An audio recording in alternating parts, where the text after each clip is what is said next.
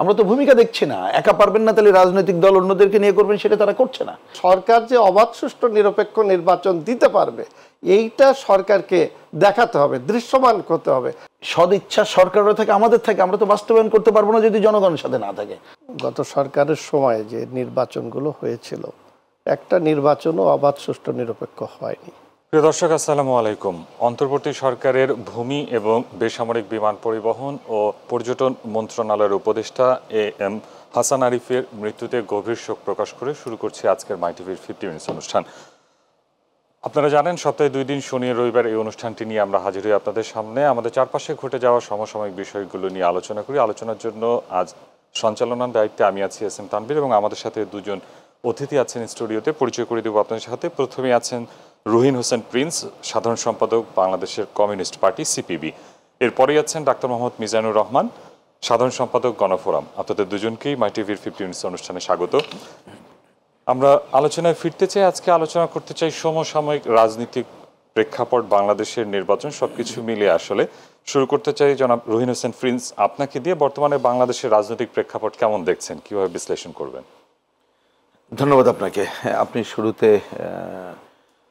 হাসান আরিফ সাহেবের কথা বললেন, আমিও তার স্মৃতির প্রতি গভীর শোক প্রকাশ করছি।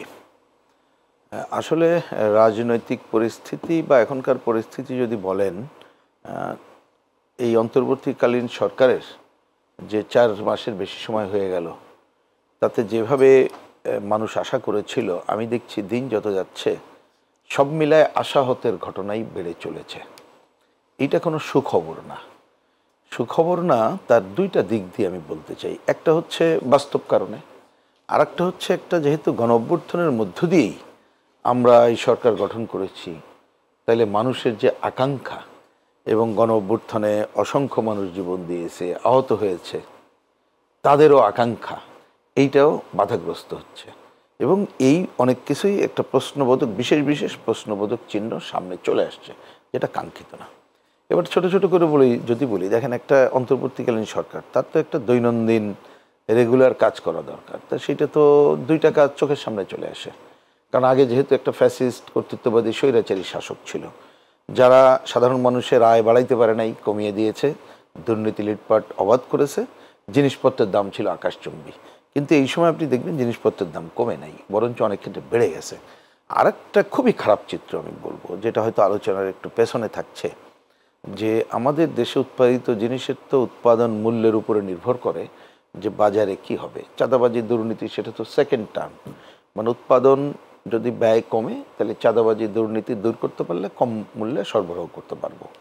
তা সেই জায়গায় এবারে গ্রাম অঞ্চলে সার নিয়ে, কীটনাশক নিয়ে, যেটা সাধারণ কৃষক বিষ বলে, তা হাটে বাজারে সার এবং বিষ নিয়েই আলোচনা বেশি। সেটাও কিন্তু কন্ট্রোল করতে পারলো না এই সরকার। আর বাজার নিয়ে তো সবাই জানে। এই জন্য আমরা বলেছিলাম এটা হচ্ছে উৎপাদিত জিনিসের ব্যাপার, আর বিদেশ থেকে যেটা আনবে সেটা তো সিন্ডিকেটের হাতে বন্দি। আর সিন্ডিকেট অবশ্য এখন তো লাল শাক, পুঁই শাকে চলে গেছে, ডিমে চলে গেছে।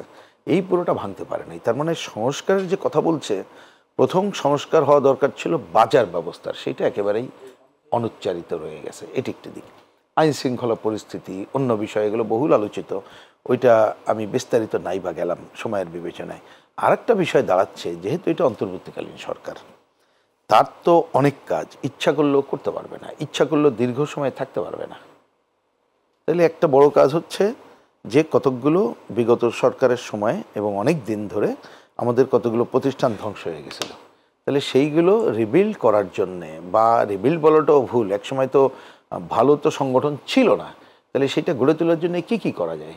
খালি ইচ্ছা দিয়ে তো হবে না, তাহলে সেটা একটা হিসাব করে দাঁড় করাইতে হবে কি কি করা যায়। এবং রাজনৈতিক ঐক্যমত্যের উপরে যদি ঐক্যমত্য করা যায় রাজনৈতিক দলগুলোর যতটুকু সম্ভব, সেটা যদি ওনারা স্টার্ট করতে পারে, সেটা একটা ভালো খবর, সেটা করা দরকার। আর একটা হচ্ছে গণতন্ত্রের ধারাটা ঠিক রাখার জন্য, কারণ শেষ কথা তো গণতন্ত্র, প্রথম কথা গণতন্ত্র, মাঝের কথা গণতন্ত্র, শেষ কথা গণতন্ত্র। এইটা করার জন্যে প্রত্যক্ষ ভোটে নির্বাচিত প্রতিনিধির কাছে ক্ষমতা ফিরিয়ে দিতে হবে, তার জন্য ভোট করতে হবে। সেক্ষেত্রে আমরা বলেছি ভোট শুধু ভোট না, নির্বাচন ব্যবস্থার সংস্কার যতটুকু করা প্রয়োজন সুষ্ঠু গ্রহণযোগ্য ভোটের জন্য ততটুকু করতে হবে। সেইটা নিয়েও সম্প্রতিকালে কতগুলো ধোঁয়াশা তৈরি হয়েছে। প্রধান উপদেষ্টা, অনেকে আগে অন্যরা বললেন যে কে কি বলল ব্যাপার না, প্রধান উপদেষ্টা বলবেন। যদিও আমরা আশা করি মানে নিয়মটা হচ্ছে গভর্নমেন্ট সিগন্যাল দেবে, নির্বাচন কমিশন ঘোষণা করবে, কিন্তু উনি বললেন যদি চাইলে ডিসেম্বরের মধ্যে করতে পারি, কিন্তু এই কাজ হবে না, সেটা করতে গেলে আরো সময় আরো 6 মাস। আচ্ছা, এইটা বলার পর তাহলে প্রধান ব্যাপার ছিল কি? ওনার তো রিয়াকশন শোনা দরকার ছিল রাজনৈতিক দলগুলোর, ওনার তো দরকার ছিল এটা নিয়ে আলোচনা করা। আমরা আশা করেছিলাম সেইটা হবে, তাহলে এই কারণে আমরা এটা শোনার সাথে বলছিলাম এটা একটা পজিটিভ ভূমিকা। কিন্তু আমরা সাথে সাথেই দেখলাম তার একজন প্রেস সেক্রেটারি তিনি বলে দিলেন 26 সালের জুন। এখন আমরা ঠিক বুঝতে পারছি না ক্ষমতা কার কাছে। আর আমরা যতটুকু জানি এনারা তো দায়িত্ব পালন করছেন সরকার, ওনারাও দায়িত্ব পালন করছেন, কিন্তু কর্মচারী হিসাবে। তা উনি কর্মচারী না উনি কি প্রধান, আমরা তো জিনিসটা বুঝতে পারছি না। তাই এইটা কিন্তু পুরো রাজনৈতিক অঙ্গনে নানা ধরনের প্রশ্নের তৈরি করলো। এর বাইরে আরও অনেক বিষয় আছে, সেটা হয়তো পরে বলা যাবে, খালি একটু তুলে রাখি। এই যে বৈষম্য বিরোধী আন্দোলন শেষে এসে, কারণ এই দীর্ঘ এই কর্তৃত্ববাদী স্বৈরাচারের পতনের লক্ষ্য তো আমরা 1 যুগ ধরে কাজ করছি সবাই, সেটা ভিত্তিরচিত ছিল। তার উপরে দাঁড়িয়ে স্ট্রাইকিং ফোর্সের কাজ করেছে ছাত্র জনতার 1 মাস কয়েকদিনের অবস্থান। কিন্তু তারা এমন সামনে আসতেই পারে, সেটা নিয়ে কোনো কথা নেই, তাদের অনন্য অবদান। কিন্তু তাদের অনেক ক্ষেত্রে কথাবার্তা, ভূমিকা, নতুন দল গঠন, সেক্ষেত্রে আবার ওই তাদের ভাষায় স্বৈরাচার তার দোসরদেরকে নেয়া, তাতে সব মিলিয়ে যেন একটা রাজনৈতিক অঙ্গনে ধোঁয়াশাটা যাচ্ছে না। আর এর বাইরে তো অভ্যন্তরীণ অশুভ শক্তি আছে, আধিপত্যবাদী সাম্রাজ্যবাদী শক্তি আছে যারা অস্থিতিশীল করতে চাই। এই সব মিলে আমি দেখি একটা ঘোলাটে পরিস্থিতি এখন কিন্তু আমাদের মধ্যে বিরাজ করছে। জি, ধন্যবাদ। ফিরবো আপনার কাছে। ডাক্তার মোহাম্মদ মিজানুর রহমান, আপনার কাছে জানতে চাই আসলে এই অন্তর্বর্তী সরকার ক্ষমতা নেওয়ার পর থেকে রাজনৈতিক দলগুলোর জন্য পরিবেশটা কীরকম দেখছেন, অনুকূল কিনা? এবং নির্বাচন নিয়ে যেমনটা উনি বলছিলেন যে আসলে এর আগে বিভিন্ন উপদেষ্টা বিভিন্ন সময় নির্বাচনের কথা বলেছেন, কিন্তু এরপরে আমরা দেখেছি প্রেস উইং থেকে জানানো হয়েছিল যে প্রধান উপদেষ্টা আসলে নির্বাচন নিয়ে দিনক্ষণের কথা বলবেন, এবং এরপরে প্রধান উপদেষ্টাও কিন্তু বলেছেন যে 25-এর শেষের দিকে কিংবা আর একটু যদি সংস্কার বাড়াতে হয় তাহলে 26-এর মাঝামাঝি। এরপরে আবার প্রেস উইং থেকে জানানো হলো 26-এর মাঝামাঝি বা আরো পরে হতে পারে। এরকম বিভিন্ন দায়িত্বপ্রাপ্ত ব্যক্তিদের থেকে বিভিন্ন রকম মতামত আসছে, নিয়ে আপনি আসলে কিভাবে দেখছেন এই বিষয়গুলো? ধন্যবাদ আপনাকে এবং মাই টিভির দর্শক শ্রোতা বৃন্দ যারা আছেন, এবং আমার সহ আলোচক, আমার অত্যন্ত শ্রদ্ধাভাজক প্রিন্স ভাই, তিনি যথার্থই বলেছেন। দেখেন, 5ই আগস্টের পরে একটা বিশেষ প্রেক্ষাপটে অন্তর্বর্তীকালীন সরকার দায়িত্ব নিয়েছে, এবং বিগত 16 বছর ধরে একটা কর্তৃত্ববাদী কিংবা একটা স্বৈর শাসকের অধীনে দেশটা পরিচালিত হয়েছে। এবং আপনি দেখবেন যে এই গত সরকারের সময় যে নির্বাচনগুলো হয়েছিল, একটা নির্বাচনও অবাধ, সুষ্ঠু, নিরপেক্ষ হয়নি। এবং প্রত্যেকটা নির্বাচন তার ক্ষমতায় টিকে থাকার জন্যে প্রশাসনকে ব্যবহার করে, কালো টাকা ব্যবহার করে যেন তেনভাবে প্রহসনের একটা নির্বাচনের মধ্য দিয়ে ক্ষমতায় আসা, এবং জনগণকে কোনোরূপ তার যে মৌলিক অধিকার, সেই অধিকার, সমস্ত অধিকার থেকে বঞ্চিত করে এই সরকার একনায়কতন্ত্রভাবে দেশ পরিচালনা করেছে। এখানে আমরা যারা রাজনৈতিক গণতান্ত্রিক রাজনৈতিক দলগুলো ছিলাম, আমরা আন্দোলন সংগ্রাম করেছি, কিন্তু সরকারের যে দমন পীড়নের জন্যে আমরা গণতান্ত্রিক রাজনীতির কোনো ক্ষেত্রই আমরা 15 বছর পাইনি। এরপরে ছাত্রদের একটি আন্দোলনকে কেন্দ্র করে আমাদের সকল রাজনৈতিক দলগুলো সেই আন্দোলনে অংশগ্রহণ করে, এরপরেই সরকার উৎখাত হয়, একটি অন্তর্বর্তীকালীন সরকার ক্ষমতায় আসে। এবং এই সরকারের কাজটা হচ্ছে দেশে আইন শৃঙ্খলা পুনরুদ্ধার করা এবং অবাধ, সুষ্ঠু, নিরপেক্ষ নির্বাচনের একটি পরিবেশ তৈরি করা। এই অবাধ, সুষ্ঠু, নিরপেক্ষ নির্বাচনের পরিবেশ তৈরি করার জন্যে যে কাঠামোগুলো সংস্কার করে নির্বাচনের দিকে সরকার যাবে এবং জনগণের কাছে দৃশ্যমান হবে, সেটা আমরা দেখছি না। 6টা সংস্কার কমিশন করা হয়েছে, তারা ডিসেম্বরের মধ্যে রিপোর্ট দেবে। তাদের দৃশ্যত কোনো কর্মকাণ্ড, দলগুলোর সাথে সংলাপ করা, জনগণের সাথে সংলাপ করা, তারা কি করতে যাচ্ছে, কি কি প্রস্তাব আনা দরকার। কারণ রাষ্ট্রের আফটার অল স্টেক হোল্ডার তো পলিটিক্যাল পার্টি। যেহেতু নির্বাচন কমিশন আপনাকে নিবন্ধন দিয়েছে রাজনীতি করার জন্য, এবং জাতীয় নির্বাচনের মাধ্যমে কিন্তু এই রাজনৈতিক দলগুলোই দেশের শাসনভার গ্রহণ করবে, এবং সেইগুলো আমরা কিন্তু দৃশ্যমান সেরকম কিছু পাচ্ছি না। এখন এই যে সরকার সংস্কার কমিটি করেছে, সংস্কার করবে, এরপরে তারা নির্বাচন দেবে, কবে দেবে, এক একজন এক এক ধরনের কথা বলছে। আপনি দেখেন যে একজন উপদেষ্টা একটা বলছে, আবার পরদিন প্রেস সেক্রেটারি তিনি বলছে যে তার বক্তব্যটা অন্তর্বর্তীকালীন সরকারের না, ব্যক্তিগত। এখন এই যে ডেট নিয়ে যাই হোক না কেন, সরকারকে স্পষ্ট একটা ঘোষণা দিতে হবে যে আমি এতদিনের মধ্যে নির্বাচন দেব এবং আমার কাজটা হচ্ছে এই, আমি অন্তর্বর্তীকালীন সরকার। সেটা আমরা সরকারের থেকে পাচ্ছি না। আর যে কথাটা আমি শুরুতেই বলছিলাম যে একটা নির্বাচনের জন্য পরিবেশ দরকার, সেখানে আইন শৃঙ্খলা ব্যবস্থা থাকতে হবে, যেটা 5ই আগস্টের পরে পুরোপুরি ভেঙে পড়েছিল, সেটা এখন পর্যন্ত পুনরুদ্ধার করা যায়নি। সেখানে জনগণের নিরাপত্তা বলেন, অন্যান্য যা কিছু বলেন, সব কিছুই মুখ থুবড়ে পড়েছে। সেখানে যে সমস্ত মামলা করা হয়েছে, সে সমস্ত মামলা আমরা পূর্বেও যে ধরনের মামলাগুলো দেখেছি, গায়েবী মামলা থেকে ঢালাওভাবে মামলা করা হচ্ছে এবং আসামির সংখ্যা আসলে এই সরকারের সময় এটা একেবারেই সরকার পরিবর্তন হয়েছে, কিন্তু মামলা বাণিজ্য বা মামলার ধরনগুলো একই এবং অভিন্ন। তাহলে এই যে একটা জুলাই বিপ্লব বা আগস্টের যে ঘটনা প্রবাহের মধ্য দিয়ে আমরা একটা নতুন বাংলাদেশ নির্মাণের শপথ নিলাম, সেটা তো আমরা অন্ধকারের দিকেই দেখছি। এই জন্য নির্বাচনের জন্য সরকারকে নির্বাচনের পূর্ব শর্ত হলো আইন শৃঙ্খলা পুনরুদ্ধার করা, এটা করতে হবে।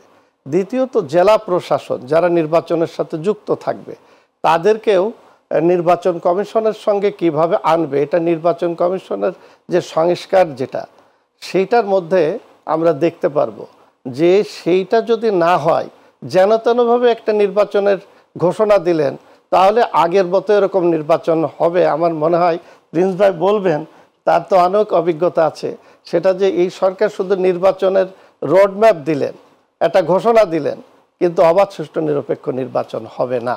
সেই জন্যে আমাদের দল গণফোরাম থেকে আমরা আলোচনা করে সিদ্ধান্ত নিয়েছি যে আমরা সরকারের কাছে এটার দাবি জানাই যে নির্বাচনের জন্য সুষ্ঠু এবং অবাধ নির্বাচনের মূল ক্ষেত্রটা তৈরি করতে হবে, সেটা কিন্তু এখন নাই। এই জন্য আইন শৃঙ্খলার পুনরুদ্ধার করা, দেশের যে প্রশাসন নির্বাচনের সাথে যুক্ত থাকবে তাকে সংস্কার করা এবং তাদের আইনের আওতায় আনা, যে অতীতে তারা যেভাবে নির্বাচন করেছে, দিনের ভোট রাতে করেছে, তাদের কিন্তু কোনো পানিশমেন্ট হয় নাই, তাদেরকে কঠোর আইনের আওতায় আনা। কারণ তারা রাষ্ট্রের যে দায়িত্ব নিয়েছে প্রশাসনের স্ব ক্ষেত্রে, এই জায়গা থেকে সবাই তার জায়গা থেকে ক্ষমতাসীনদের দ্বারা প্রভাবিত হয়ে, অনেকে অতি উৎসাহিত হয়ে তারা যে কাজগুলো করেছে, এই কাজ তারা করবে না, এই ধরনের একটা প্রশাসনিক অবস্থান তৈরি করতে হবে। তা না করে নির্বাচন দিলে আগে যে অবস্থা হয়েছে এখন সেই অবস্থা হবে। আর একটা কথা প্রিন্স ভাই বলেছে, এটা খুবই গুরুত্বপূর্ণ একটা ব্যাপার, যে আমাদের বাজার ব্যবস্থা। আপনি দেখেন যে বিগত সরকারের সময় যে সিন্ডিকেটগুলো ছিল, তারাই ভোজ্য তেল নিয়ে যে সমস্ত ঘটনা প্রভাব ঘটিয়েছে, এই সরকার ক্ষমতায় আসার পরে একই রূপ। সিন্ডিকেট হয়তো ব্যক্তি বদল হয়েছে, আমরা দৃশ্যমান আগে যে ছিল পরে যে আসছে, কিন্তু সিন্ডিকেট কিন্তু রয়ে গেছে। আপনি দেখেন পরিবহন খাতে চাঁদাবাজি হচ্ছে না, এটা বলা হচ্ছে।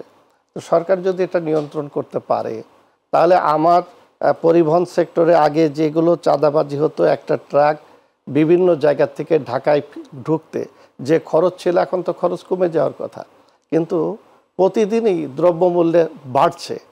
বিশেষ করে আপনি দেখেন যে চাল, ডাল, তেল, সবজি, সেটা মানুষের এবং মাছ, মাংস সব মানুষের ক্রয় ক্ষমতার বাইরে। ইভেন এই যে কয়েকদিন আগে ভোজ্য তেল নিয়ে যে ঘটনা ঘটলো, বলা হলো এটা মার্কেটে নাই।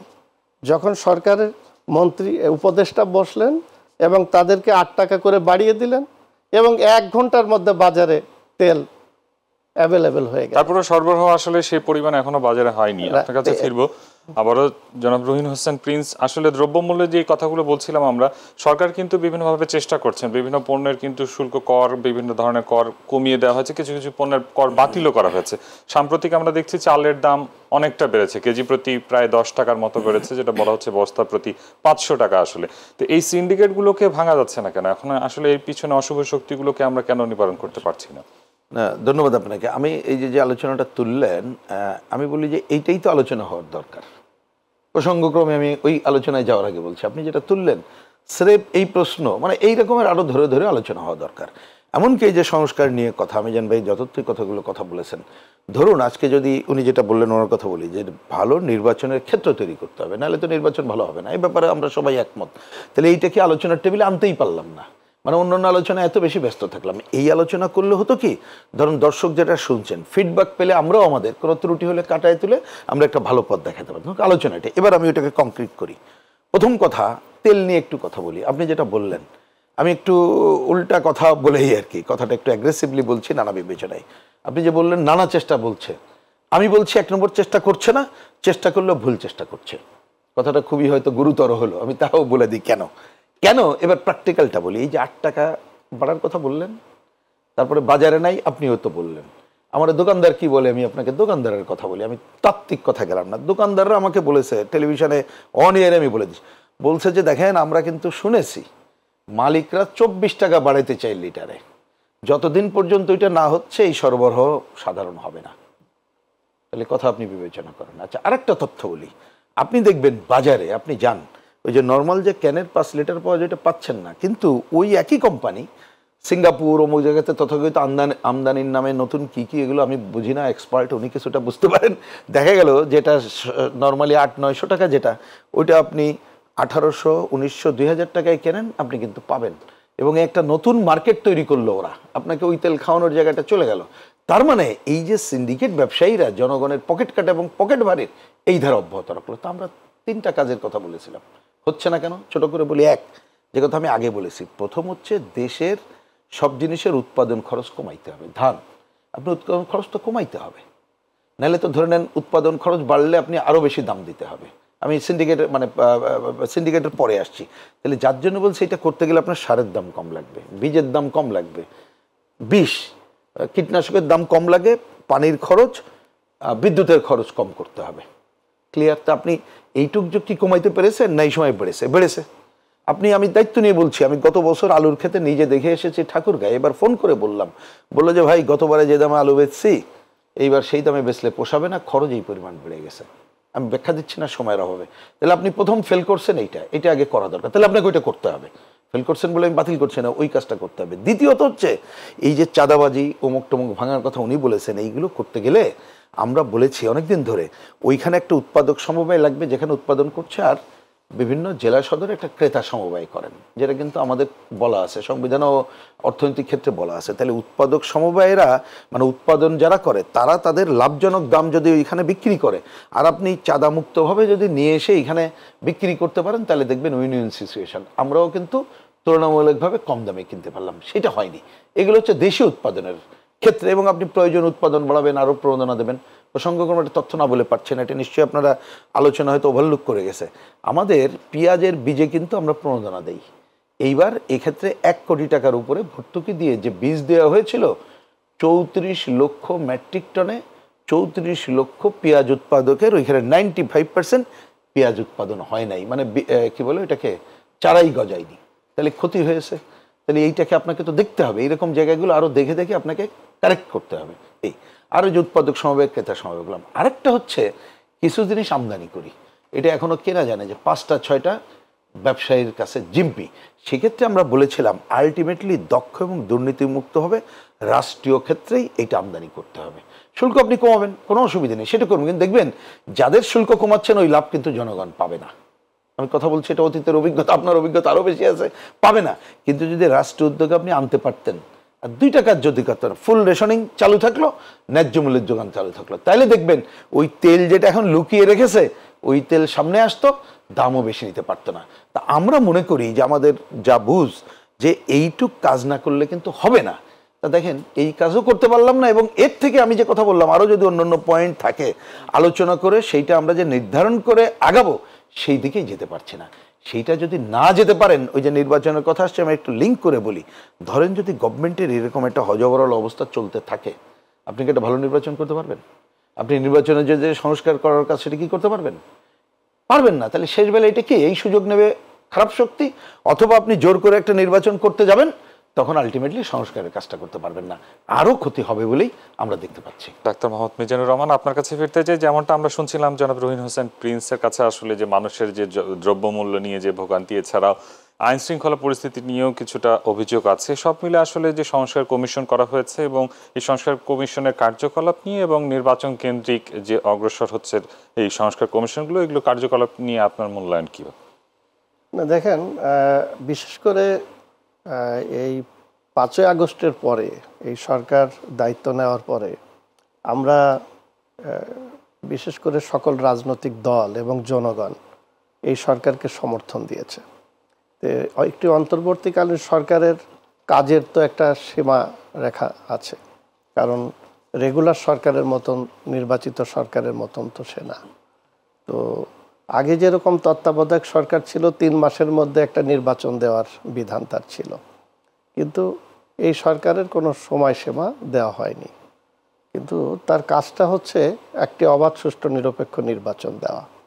তো যেটা আলোচনায় আসছে যে নির্বাচনের জন্য যে ক্ষেত্র তৈরি করা দরকার বা প্রস্তুত করার দরকার, সেটা এখন নাই।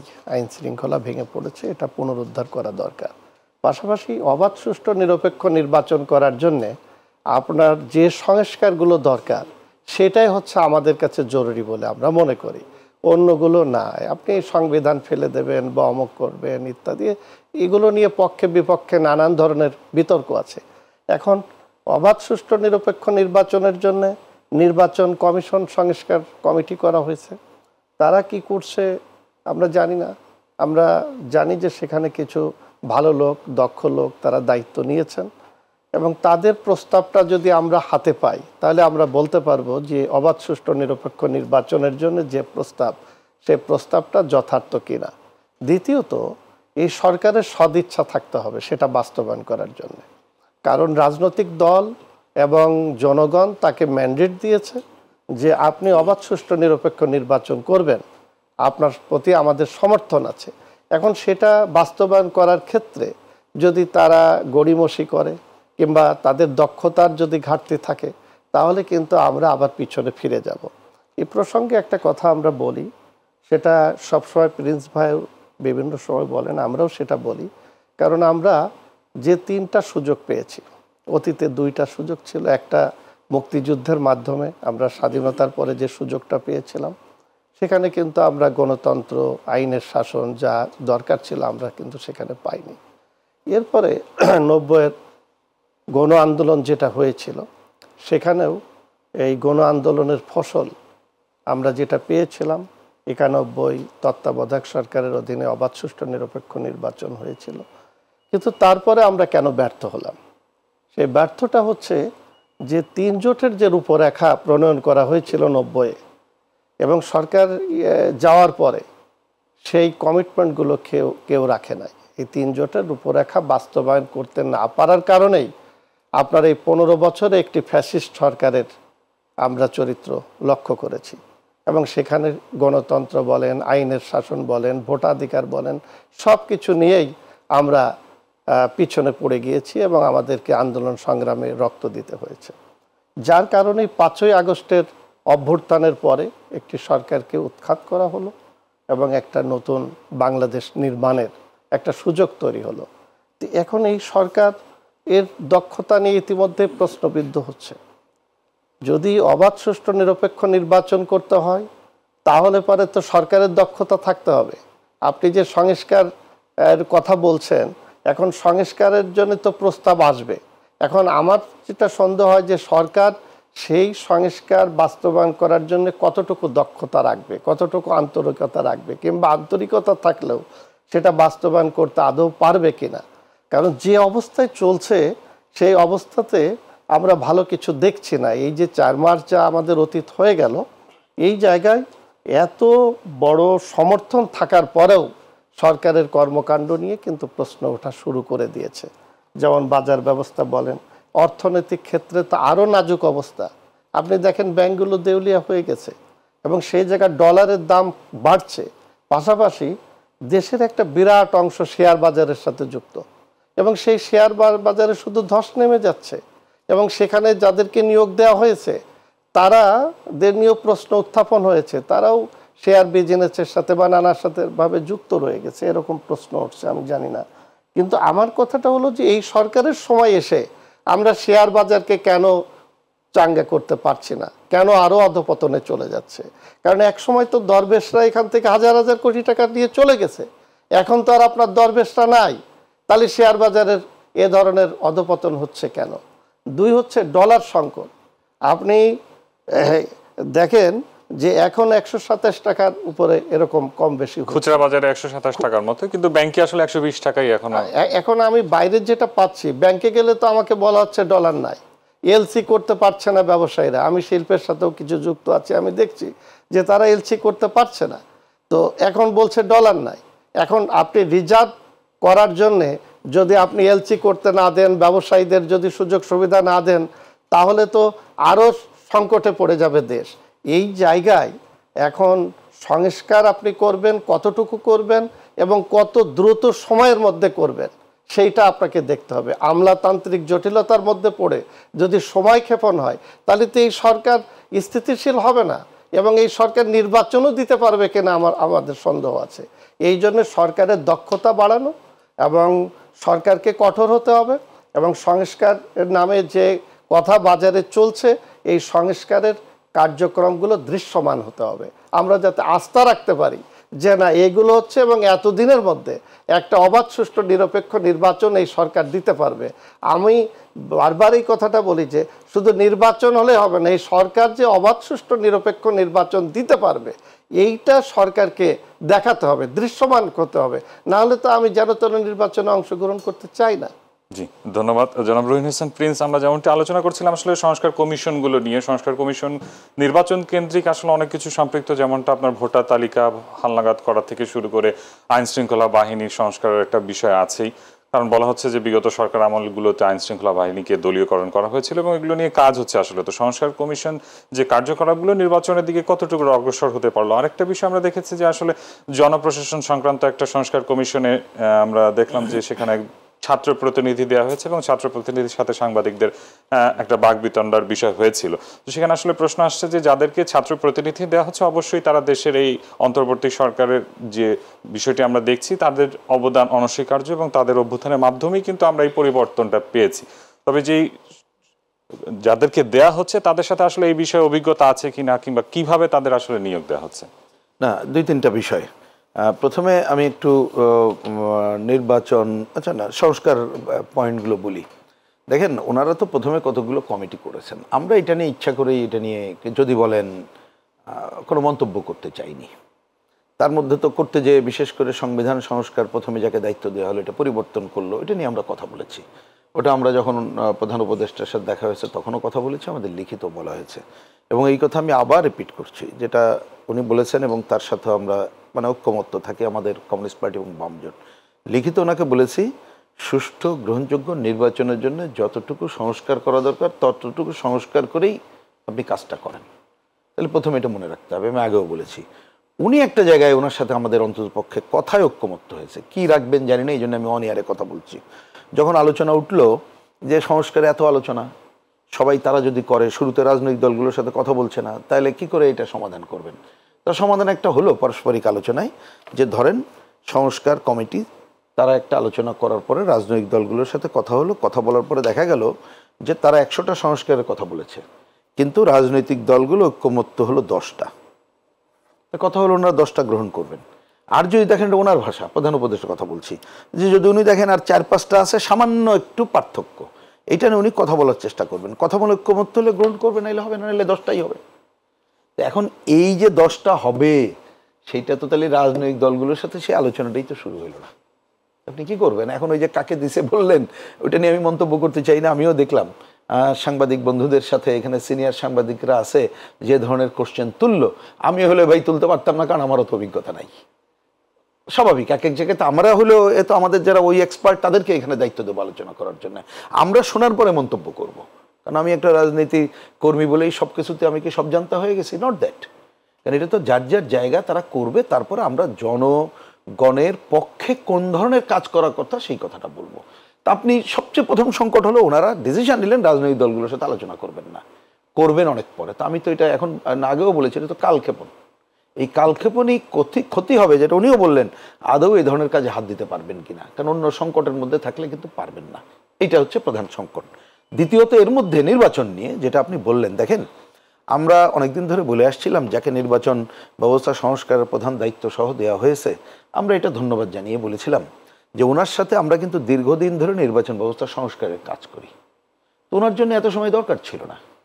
ওনাকে আরও কম সময় দিয়ে যদি বলা হতো যে রাজনৈতিক দলগুলোর সাথে আলোচনা করে কোন কোন পয়েন্টে রাজনৈতিক দলগুলোর ঐক্যমত্য হচ্ছে এরকম টোটালিটিতে প্লেস করেন, তাহলে আমার ধারণা ওইটা প্লেস ডিসেম্বরও লাগতো না, আরও আগে করা সম্ভব ছিল। এবং এটা করার পরে আপনি এই ডিসেম্বর জানুয়ারির মানে অল্প সময়ের মধ্যে আলোচনা করে ফাইনাল করে কাজটা করতে পারতেন। আমরা তার কোনো আলামত দেখছি না। আর সবচেয়ে দুঃখ এবং ক্ষোভের সাথে বলতে হচ্ছে নির্বাচন কমিশন গঠন হলো, আমরাও ধন্যবাদ জানিয়েছি, আমাদের কথা হয়তো রাখা হয়নি সেটা অন্য আলোচনা, আমরা সেটাও তর্ক করি নাই যে ঠিক আছে যেটা আপনারা ভালো মনে করছেন করেন। প্রথমে এসে তারা কতগুলো কথা বলার চেষ্টা করলো, অতিকথন, এখন অবশ্য কমে গেছে, কিন্তু তারা জনগণ বা অন্যান্য দল না যা চায় সেটা বিবেচনা করে এমন এমন কথা বলছে আমরা দেখছি কালক্ষেপণ, এটা অপ্রয়োজনীয়। কারণ আমাদের খেয়াল রাখবেন যে আমাদের নির্বাচনের ভোটার একটা আপডেট করতে হবে, এবং 16 বছর বয়সী যারা তারা কিন্তু আগামী কিছুদিনের মধ্যে 18 বছর হয়ে গেলে অটো ভোটার হয়ে যাবে। আমাদের আইডি কার্ড আছে, একটা সময় দিয়ে হবে, কিন্তু এটা বাড়ি বাড়ি যাওয়া আমরা অপ্রয়োজনীয় মনে করি, এটা কালক্ষেপণ। এবং এইটা খুবই ইজি সম্ভব, আমরা এটা আমাদের দিক থেকে বলেছি, যদি সরকার উনি বলছেন যেটা সদিচ্ছা যদি থাকে তাহলে নির্বাচন ব্যবস্থা সংস্কারে কি করবো এটা অল্প সময়ের জন্য ঠিক করি। কথার কথা ওনারা প্রস্তাব দিয়ে বলুক যে আমরা করার জন্য 1, 2, 3, 4 এরকম 10টা সংস্কার চাই বা 100টা চাই, আমরা আলোচনা করে বলি যে 1, 2 অগ্রাধিকার ভিত্তিতে ঐক্যমত্য যে কটা হবে সেটা করেন, এবং এটা বেশি সময় লাগার কোনো কারণ নাই। যেমন একটা খালি বলে দিয়ে যাই, আমরা বলেছি এই নির্বাচনকে একটা অন্তর্বর্তীকালীন সরকারের অধীনে হইতে হবে, তাই অন্তর্বর্তী সরকার তো আছেই, তর্কের দরকার নেই। এবার হচ্ছে প্রশাসন, পুলিশ, জনপ্রশাসন যদি ঠিক রাখে এবং তাদের আন্ডারে থাকে তাইলে এখানে বেশি সংকট হওয়ার কথা না, আস্থায় নিয়ে করতে হবে। আর একটা হচ্ছে নির্বাচনে আমরা বলছি টাকার খেলা, পেশি শক্তি, সাম্প্রদায়িক প্রচার প্রচারণা আর প্রশাসনিক কারসাজি মুক্ত করতে হবে। তো এখন অন্তর্বর্তীকালীন সরকার প্রশাসনিক কারসাজি আমরা চাইবো না, আশা করি হবে না। বাকি 3টা আপনি আইন করা আছে, বাকি যা যা দরকার নির্বাচন কমিশনের সেই ক্ষমতা আছে। কিন্তু আপনি এটা জানেন, সবাই দেশবাসী জানে বা তরুণ প্রজন্ম অনেকে নাও জানতে পারে, এখন দেখবেন যে একরঙা পোস্টার হয়, দেওয়াল লেখন হয় না। আগে তো দেওয়াল লেখন ছিল, রঙিন পোস্টার ছিল। আমরা কিন্তু 7-8 সালে এই নির্বাচন ব্যবস্থা সংস্কার আলোচনা করে ওইটুক করেছিলাম। তা আমাদের যেমন একটা ডিমান্ড আছে যে ক্যান্ডিডেট ধরেন আমরা 3 জন না আরও 13 জন হইলাম, আমরা 1 টাকাও খরচ করব না, নির্বাচন কমিশন পুরোপুরি দায়িত্ব নেবে, প্রজেকশন মিটিং সহ সব করবে, তাইলে দেখবেন সম অধিকার থাকবে, রেডিও টেলিভিশন সমমর্যাদা দেবে। তাহলে সেইটা কিন্তু দলীয় সরকার থাকলে হবে না, অন্তর্বর্তীকালীন সরকারের সদিচ্ছা থাকলে আপনি ওই সংস্কার করে করা সম্ভব। তার জন্য আপনার বেশি বেগ পেতে হবে না, সংবিধানের সংস্কার করতে হবে না। হ্যাঁ, বড় বড় আলোচনা আছে, ধরেন কেউ বলছে দ্বিকক্ষ বিশিষ্ট, আমরা বলছি সংখ্যানুপাতিক পদ্ধতি, সেইটার জন্য হয়তো সংবিধান সংশোধন করতে হবে। যদি এটা ঐক্যমত্য না হয় এবার দরকার নাই, আমরা রিকমেন্ডেশন থাকবে, পরের যে সরকার আসবে সে এগিয়ে যাবে।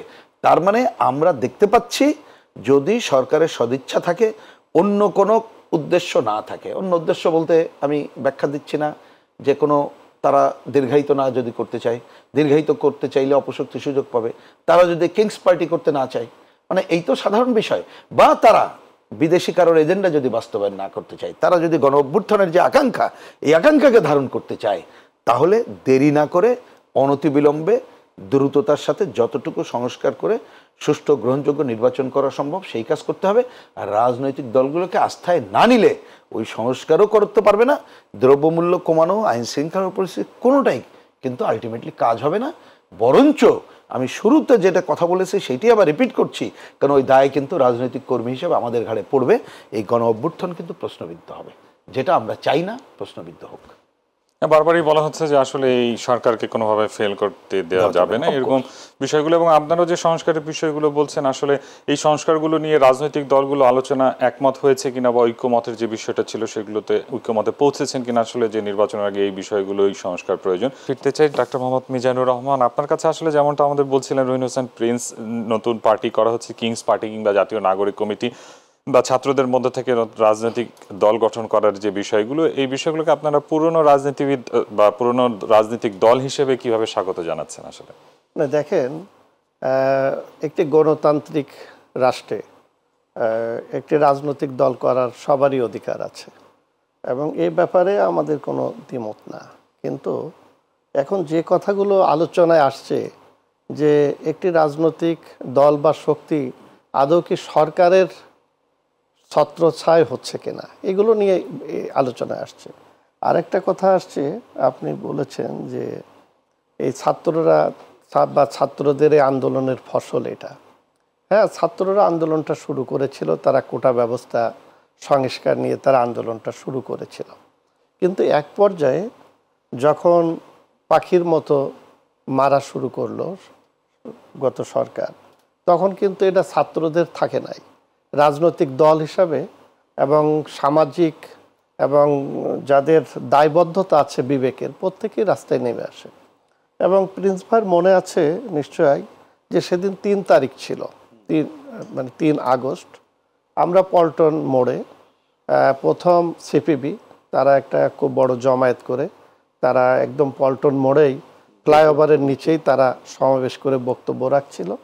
আর ঠিক ওই ফাঁকা জায়গার পূর্ব পাশে গণফোরাম, আমরা আমাদের ব্যানার নিয়ে আমরাও সেখানে দাঁড়িয়ে আমরাও বক্তব্য রাখছিলাম।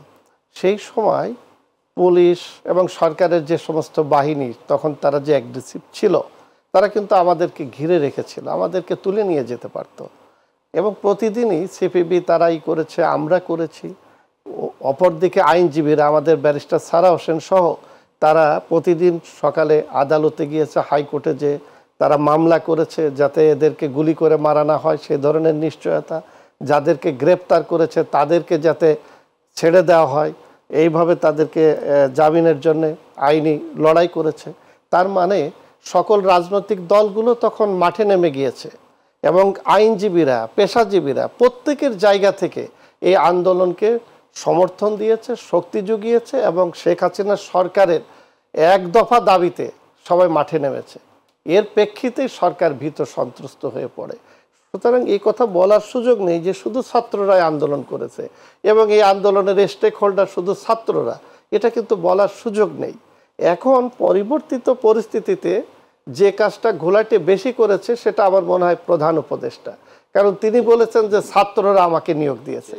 তার মানে আমরা এই যে রাজনৈতিক দলগুলো যারা আমরা এই আন্দোলনে ছিলাম, আমরা যারা ঝুঁকি নিয়েছি, রাজনৈতিক কর্মীরা সারা দেশে বিএনপি সহ সবাই গ্রেপ্তার হয়েছে, জেলখানায় বন্দী হয়েছে, আমাদের প্রথম সারির সব রাজনৈতিক দলের নেতৃবৃন্দ।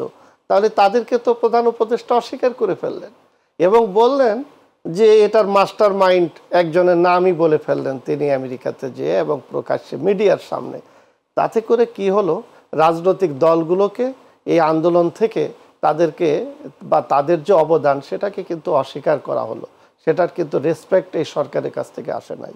কিন্তু আমরা, আমার মনে হয় যে রাজনৈতিক দলগুলো এত কিছু মাথায় নেই নাই, কারণ নেই নাই যে আমরা চাই যে রাষ্ট্রটা ভালোভাবে চলুক এবং দেশে মুক্তিযুদ্ধের যে চেতনায় এই বাংলাদেশটা ৭১-এ যে নির্মাণ হয়েছিল সেই আকাঙ্ক্ষার আলোকেই কিন্তু ৯০-এর আন্দোলন হয়েছে। সেই আকাঙ্ক্ষা এবং সেই গণতন্ত্র আইনের শাসন না থাকার কারণেই কিন্তু ৫ই আগস্ট হয়েছে। ফলে এই যে সুযোগটা, সেই সুযোগটা যাতে আমাদের হাতছাড়া না হয় সেই জন্য আমরা সরকারকে সহযোগিতা করতে চাই এবং বলি যে আমাদের সবারই সম্মিলিত আন্দোলনের ফসল হচ্ছে এই সরকার। এই সরকার ব্যর্থ হওয়া মানে আমাদের ব্যর্থ হয়ে যাওয়া। এই জন্য কিন্তু আমরা কোনো কথা গায়ে লাগলেও আমরা কিন্তু নিচ্ছি না, আমরা ধৈর্য ধারণ করছি। এখন এই জায়গায় আমাদের বক্তব্য হচ্ছে যে সরকার অবাধ, সুষ্ঠু, নিরপেক্ষ নির্বাচন করার জন্য যে সংস্কারগুলো জরুরি সেগুলো তারা করুক এবং তারা আমাদেরকে একটা রোডম্যাপ দিক যে এই পরিস্থিতিতে এতদিনের মধ্যে আমরা অবাধ, সুষ্ঠু, নিরপেক্ষ নির্বাচনের মাধ্যমে জনগণের প্রতিনিধির কাছে আমরা ক্ষমতা দেব।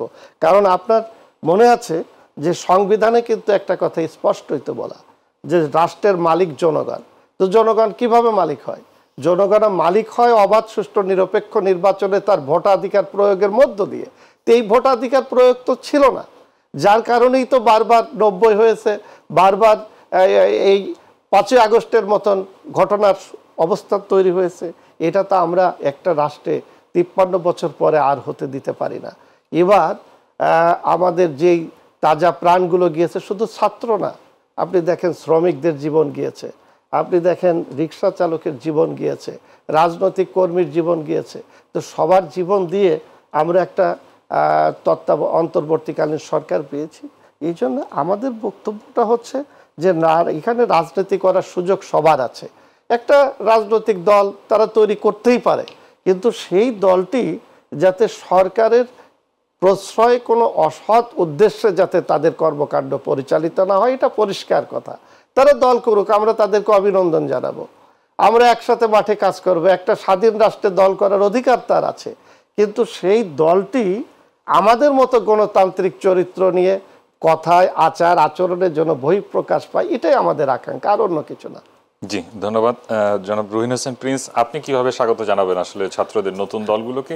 আর একটু আইন শৃঙ্খলা পরিস্থিতি নিয়ে কথা বলতে চাই, আমাদেরকে একটু সংক্ষিপ্ত আকারে যদি জানাবেন যে আসলে নতুন দলগুলোকে নিয়ে আপনি প্রথমে আইন কিভাবে শৃঙ্খলা পরিস্থিতি মূল্যায়ন একটু বলে ওইটা আমি খুব সংক্ষেপে বলছি। প্রথমে তো আপনি দেখেন, আইন শৃঙ্খলা পরিস্থিতির উন্নয়ন ছাড়া আমরা কিছু করতে পারবো না, কারণ এটা আসলে গ্রামের পরিস্থিতি ভয়াবহ, শহরের পরিস্থিতিও ভালো না। আমি দুটো বিষয় অ্যাড করতে চাই আইন শৃঙ্খলার পরিস্থিতি নিয়ে যদি আমরা কথা বলি। আজকে কমিশনার, ঢাকা কমিশনার বলেছেন চাঁদাবাজের তালিকা করা হয়েছে, দুদিনের মধ্যেই ব্যবস্থা নেওয়া শুরু হবে। এবং একটি বিষয় আমরা দেখেছি যে 300 ফিটে আসলে একটি দুর্ঘটনা, সেখানে বুয়েটের একটা ছাত্র নিহত হয়েছেন এবং যারা আসলে গাড়ি ড্রাইভ করছিলেন তাদের ডোপ টেস্ট করাতে পরবর্তীতে কিন্তু পজিটিভ পাওয়া গিয়েছে রেজাল্ট, এবং পরবর্তীতে জানা গিয়েছে যে একজন আসলে সেনা কর্মকর্তার ছেলেও নিয়ে। এবং এই বিষয়গুলো নিয়ে আসলে আমাদের উপদেষ্টা নাহিদ ইসলাম বলেছেন যে সকল দুর্ঘটনা আসলে উচ্চবিত্তরা জড়িত, সেগুলো বিচার প্রকৃত অর্থে হয় না।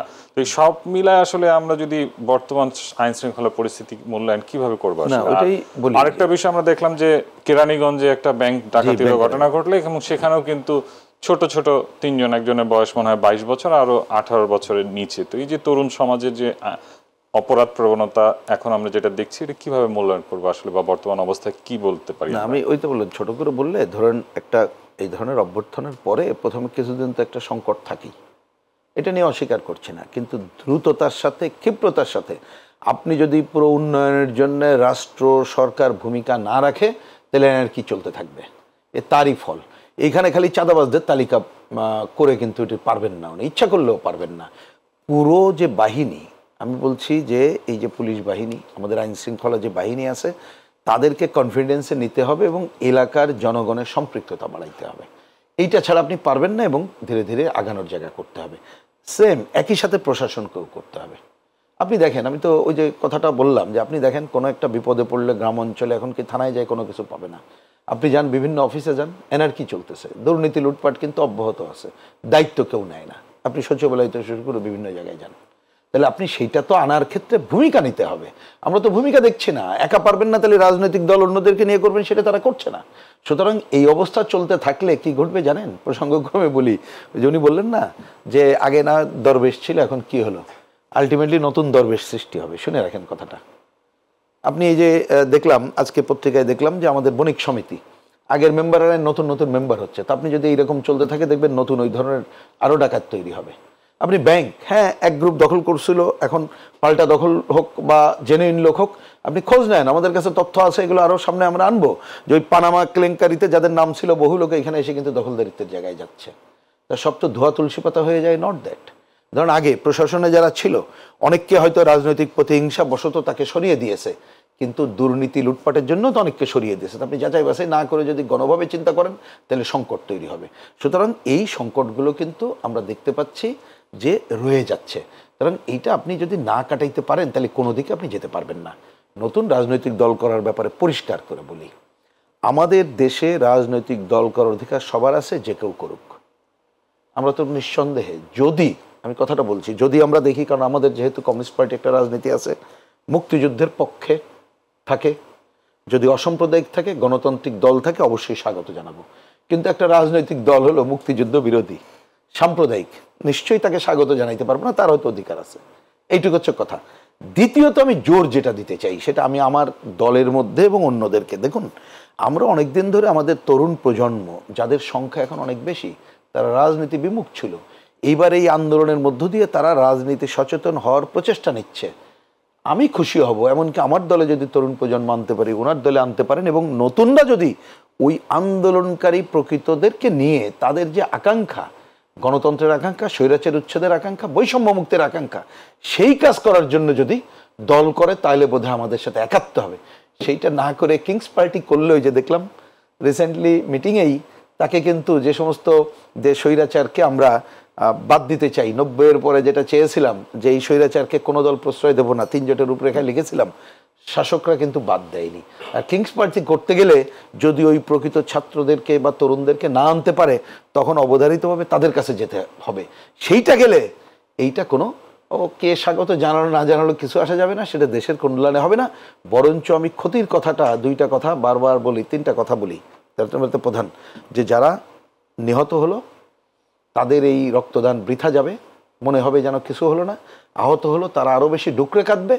আর হচ্ছে এই যে লক্ষ লক্ষ কোটি কোটি মানুষ এইবারের আন্দোলনে বাচ্চা ছেলেমেয়ের হাত ধরে বা শিক্ষার্থী মেয়ে মাকে নিয়ে বাবাকে নিয়ে যে অংশ নিল রাজনীতির বাইরে, আমরা তো রাজনৈতিক কর্মী, আমরা গেলাম, আমাদের কোনো বিষয় না। তাহলে এরা যে আশাহত হবে, আগামীতে এই ধরনের একটা সংগ্রাম গড়ে তোলা বা এই সংগ্রামের মধ্য দিয়ে দেশকে অগ্রসর করা আর একটা কঠিন জায়গায় চলে যাবে, সেইটা হবে সবচেয়ে বড় ক্ষতির দিক। সেইটা আমরা চাই না। সুতরাং রাজনৈতিক দল প্রকৃত অর্থে যা করা দরকার সেইটাই করা উচিত। আরেকটা কথা, ওরা নাই আমি বলতে চাই না, আমি বিভিন্ন সময় আলাপ আলোচনায় দেখতেছি যে একটু ইতিহাসটা সবাই পড়তে হবে, জানতে হবে। হুট করে কেউ বলল আর জনতুষ্টিবাদী পজিশন দিয়ে একটা রাজনীতি না, এটা হয় না। এটা সাময়িক কিছু উপকার হতে পারে, কিন্তু শেষ বেলায় এরাই হতাশ হবে, অনেকেই ব্যাক করবে। এবং সেটা আমি আবার ওইখানে মিলাচ্ছি যে গণ অভ্যুত্থানে যারা অংশ নিয়েছিল তাদের আশাহতর পরিমাণ বাড়বে। তাদের আশাহত পরিমাণ বাড়লে কি, ধরুন আমরা যদি এখন ভালো নিয়মকানুনও করি, সদ ইচ্ছা সরকারের থেকে আমাদের থাকে, আমরা তো বাস্তবায়ন করতে পারবো না যদি জনগণের সাথে না থাকে, তরুণ প্রজন্মের সাথে না থাকে। তা তারা যদি হতাশ হয়, তাহলে সেইটা কিন্তু আমাদের এই আকাঙ্ক্ষা বাস্তবায়নের ক্ষেত্রে, মুক্তিযুদ্ধের চেতনা বাস্তবায়নের ক্ষেত্রে, 90-এর গণ অভ্যুত্থানে যে আকাঙ্ক্ষা সেটা বাস্তবায়নের ক্ষেত্রে আর এক ধরনের সংকটে ফেলবে বলে আমি মনে করি। এবং এই সংকটে ওই অপশক্তি নানা ধরনের সুযোগ নেবে, আসলে আমাদের কাঙ্ক্ষিত না। ছাত্র রাজনীতি বলা হয়ে থাকে যে ছাত্রলীগের হাতে জিম্মি ছিল, আসলে ছাত্রদের তো অন্য রাজনীতি করার সেরকম সুযোগ ছিল না, তারা অত্যাচার করতো। তবে এখন যে পরিস্থিতির সৃষ্টি হয়েছে, আপনারা যারা সিনিয়র আছেন, আশা করি এই তরুণদেরকে আপনারা আপনাদের যে যার দলে অন্তর্ভুক্ত করে রাজনৈতিক পথে এগিয়ে নেবেন। আসলে অনুষ্ঠান শেষ পর্যায়ে আমরা অনুষ্ঠান শেষ করতে হচ্ছে। আপনাদের দুজনকে অসংখ্য ধন্যবাদ। প্রিয় দর্শক, কিছু সাময়িক সংকট আছে, আশা করি এই সংকটগুলো কেটে যাবে। অন্তর্বর্তী সরকার সংস্কারের মাধ্যমে একটি ভালো নির্বাচন দিয়ে জনগণকে একটি রাজনৈতিক দল উপহার দিবে, এমনটাই প্রত্যাশা সবার। এতক্ষণ সঙ্গে থাকার ধন্যবাদ। শুভরাত্রি।